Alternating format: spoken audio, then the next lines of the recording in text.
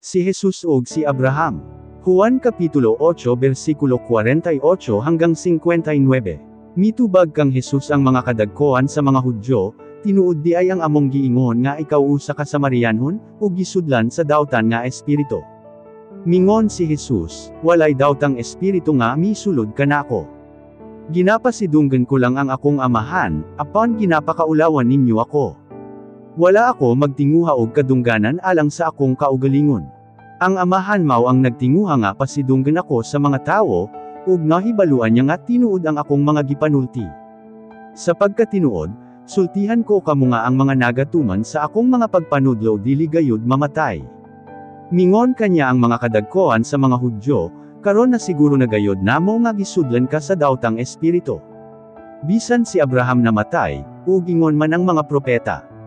Apan ikaw nagaingon nga ang nagatuman sa imong mga pagpanudlo dili na gayud mamatay bisan kanusa. Unsa, mas maayo ka pa ba kay kang Abraham? Namatay gani siya, ug ingon man ang mga propeta. Ngano, si kinsa ka ba gayod? Mingon si Jesus kanila, kon ako lang ang magpasidungog sa akong kaugalingon, wala kini kapuslanan. Apan ang akong amahan mao gayod ang nagapasidungog kanako. Siya mao ang inyong giingon nga inyong Dios. Ugaling wala ninyo siya mailhi.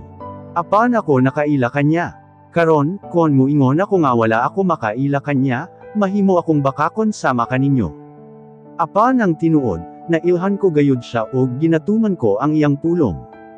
Nalipay gayod ang inyong amahan nga si Abraham nga makita niya ang akong panahon. Og nakita niya kini og nalipay gayud siya. Mingon ang mga kadagkoan sa mga Hudyo kanya, giunsa nimo pagkakita kang Abraham nga wala pa gani mag-50 ang imong edad. Mingon si Jesus, sa pagkatinuod, sultihan ko kamo nga sa wala pa matawo si Abraham, ana-ana akong daan. Tungod ni ining gisulti ni Jesus mipunit silag bato aron labayon siya. Apan misuot siya sa bagang duot sa katawhan ug mibiya sa templo.